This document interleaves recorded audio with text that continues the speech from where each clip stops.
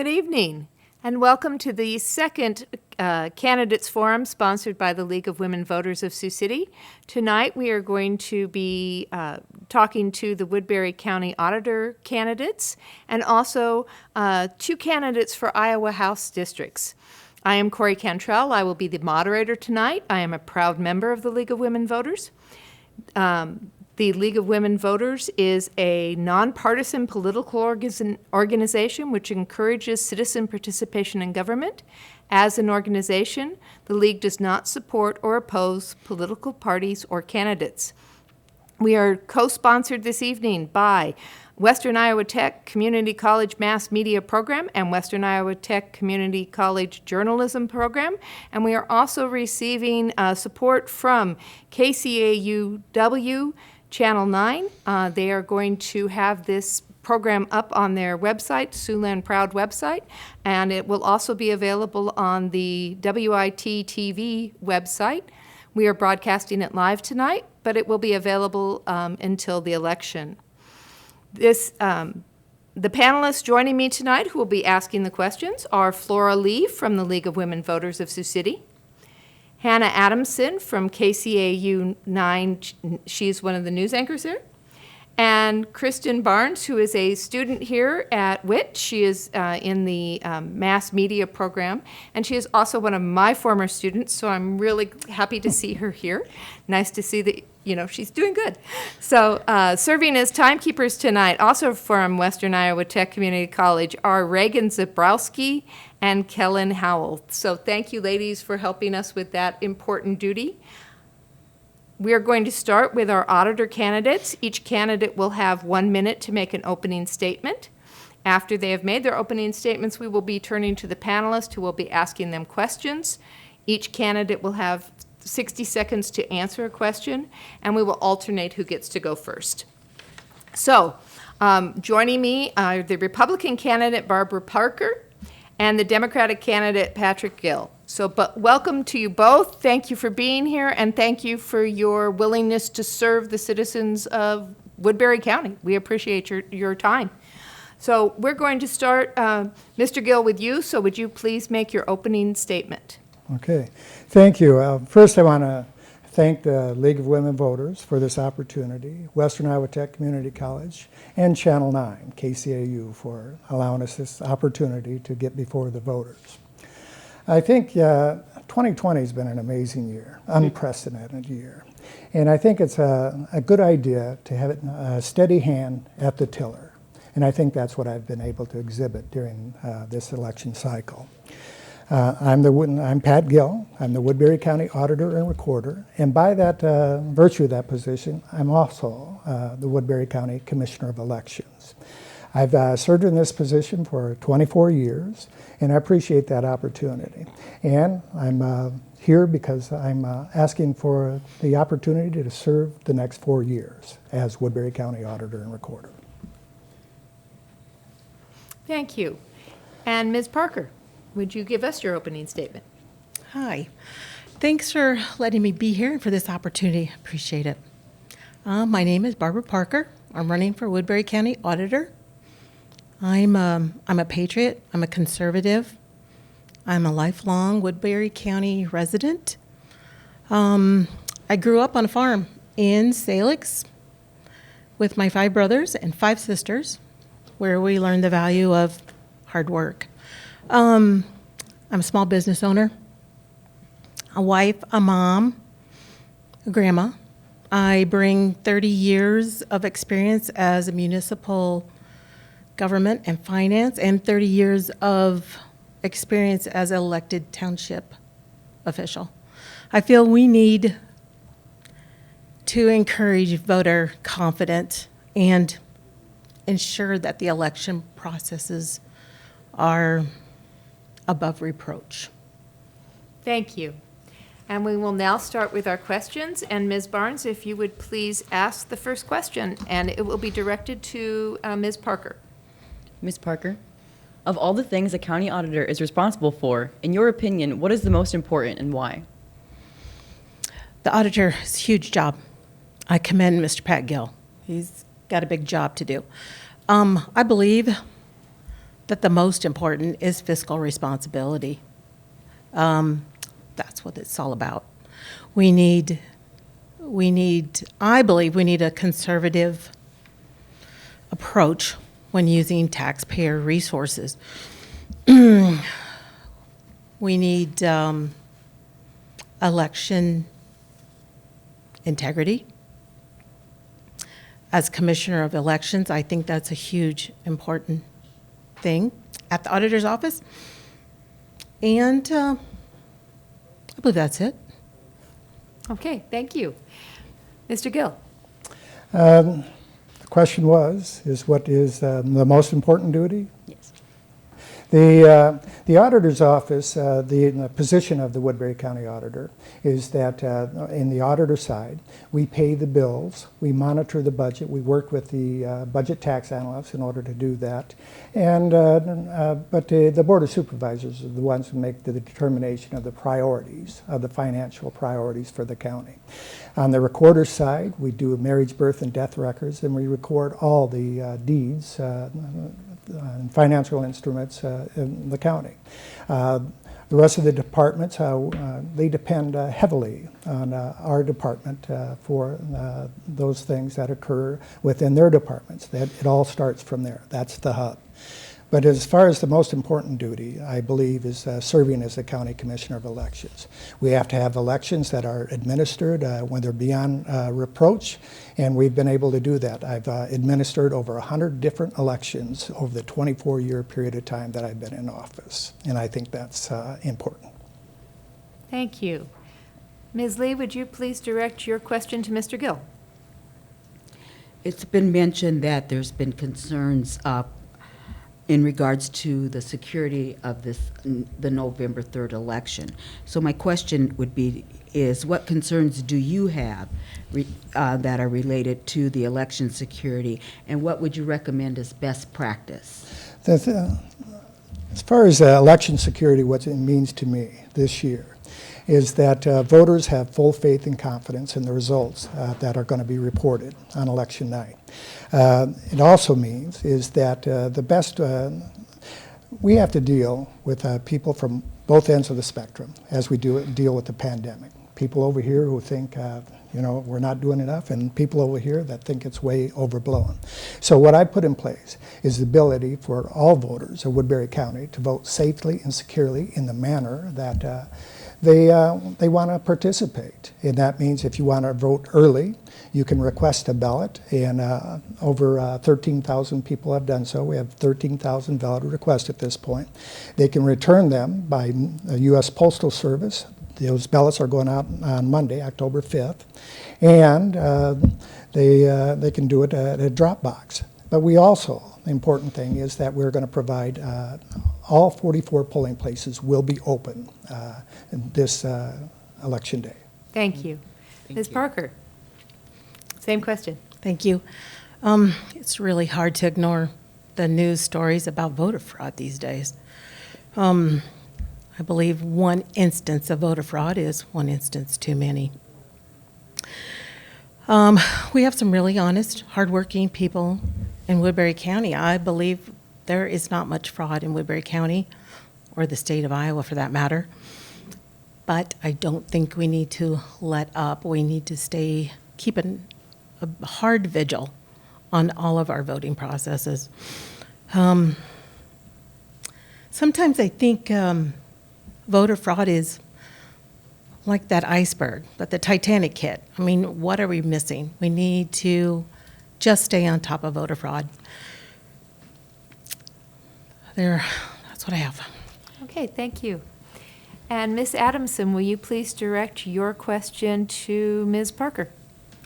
Ms. Parker, if Woodbury County allows for it, would you consider or endorse a move to 100% mail-in voting given the pandemic for this or future elections if necessary? I do not believe I'd endorse that. I think there are some people that want to vote in person. I think they feel more secure doing that. We need to be vigilant in keeping our mail-in ballots secure. There's no doubt about that, but I still believe there's people out there that want to come in and do it in person. And I think we need to give them that right to do. Thank you. Mr. Gill? No, I wouldn't be in favor of a vote by mail. During the special election and the primary election in March, if you recall back to what was taking place at that period of time, people were very scared, very worried about what things were taking place. But as we've learned more, I feel a little more comfortable in allowing people to vote in the way that they want to participate. In the 24 years that I've been there, I've learned that there are people who absolutely love to vote by mail, and then there are folks that want to go to the polling place. And it's very important that we provide that opportunity for them. We have in local elections, special elections, we can go to vote centers, and we've used those extensively, where people can go to any one of those places to cast their ballot. During the primary election and the general election, you have to go to an assigned polling place. And so that's what we're putting together for this year, is that we will have all 44 polling places open so that people have that opportunity too. Thank you. Ms. Barnes, would you please direct your question to Mr. Gill? Mr. Gill, how would you work to encourage the involvement of the younger members of the county in county affairs and ensure that their voices are heard? It's important that we do a lot of voter outreach, and there are lots of organizations that are doing that. As you can tell, we've got all sorts of phone calls to our office talking about all the different requests that have been mailed to people, and they've really focused on getting younger people involved, and that's a good thing. But all those complaints that have been coming in about you've sent us so many, we're so confused. It isn't our office that sends that, but it is a good opportunity for those folks to reach out to younger folks, and that's what we do. One of the things that I've done since been in office is that we do satellite voting at all 3 colleges. We do it at Briarcliff and Morningside College and Western Iowa Tech, and we encourage folks to register and vote, and we provide that opportunity for them every election cycle. Thank you. Ms. Parker? I'm pretty excited about the prospect of getting younger people involved in voting. I believe in voter participation at every age. I'd really like to make more of a presence on the Woodbury County website, whether that includes videos, educational videos, and more of a presence on social media with maybe notifications, deadlines, calendar events, that type of thing. I think younger people use the internet a lot more than I do. So I think that'd be a good way to reach out. Okay, thank you. Ms. Lee, would you please direct your question to Ms. Parker? If you are elected, what would be your top 3 priorities or your role as auditor, recorder, commissioner of elections? My top 3 is fiscal responsibility. As I said before, I think we need a more conservative approach to what's been going on. These recent lawsuits and appeals and the mass mailing cost a lot of money to our taxpayers. I believe we need to be extraordinarily careful with taxpayer resources. My other priority is actually what I referred to earlier to Flora, is that I'd really like to make our presence known a little bit better on social media and the website. And of course, right now with all the election hullabaloo, is that the right word? I think we need to really promote voter confidence. We need to make sure that the voting processes, the elections, are above reproach. Thank you. Mr. Gill? The top 3 priorities, first walk to what on the auditor's side, is to continue what we've done as far as putting in place a software system and counting system that people can have confidence in is that the financial status of the county is being reported in a way that is very transparent. And we've done that this year. We just finished up with that, and that was a great accomplishment, and we continue to hope to build upon that. In the recorder's office, we constantly strive to put technology at our advantage so that the users of the recorder's office have the ability to access our services in the most efficient manner that they want to do so. But as far as and then elections, it's very important that we have the integrity of elections at the number one priority, is to make sure that everything that transpires during an election, people have the full faith and confidence in those results. Thank you. Ms. Adamson, will you please direct your question to Mr. Gill? Mr. Gill, what do you see as your biggest challenge ahead if elected as county auditor? The biggest challenge is just to keep the faith in the election process. It's just been under attack, and it has been weaponized this year, the administration of elections. Before this year in Woodbury County, there was never any sort of question about the integrity of the elections, and there still shouldn't be. I still have the full faith in the United States Postal Service. I have the faith in the citizens and voters of Woodbury County, and I think that's going to be the most important challenge, is to make sure that we can maintain that integrity in the elections process in Woodbury County. Thank you. Ms. Parker? Yes, I agree with Mr. Gill. That's exactly what we need to focus on. There's been a tremendous amount of news stories about mail fraud, about mail-in balloting, about absentee balloting. I think we really need to be careful on how we handle things, and we need to communicate with their constituents and make it very plain that the election is safe and secure for every American. Thank you. Ms. Barnes, would you please direct your question to Ms. Parker? Ms. Parker, how do you believe the county should cover the extra costs involved in the voiding of the return ballots due to the court decision in August? That's interesting. As far as I'm concerned, I read a story that the Trump campaign was ordered to pay $25,000 towards those costs. I'm assuming that's true and that will happen. Otherwise, we're just going to have a budget shortfall, and we all know budgets aren't. We aren't expecting those kind of mistakes during our budget year. Thank you. Mr. Gill? Could you repeat the question, please? How do you believe the county should cover the extra costs involved in the voiding of the return ballots due to the court decision in August? There aren't any additional costs to the county. And we just got a grant of $156,000 that's going to allow us to work very hard to make sure that this is a very successful election. So there aren't any additional costs to the county. We are not going to have a budget shortfall. We are going to get through this budget process. We have $195,000 that have been budgeted for the general election. We are going to come nowhere near exceeding that amount of money.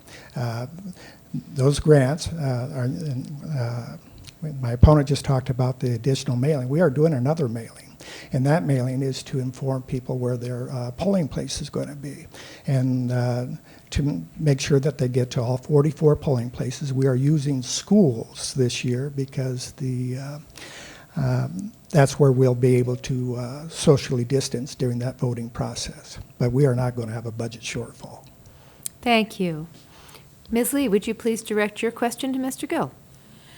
Mr. Gill, given that we have COVID-19 considerations, and you've been talking about all 44 polling places being open, my question to you is, how do you believe that our volunteers and voters on Election Day will best be protected?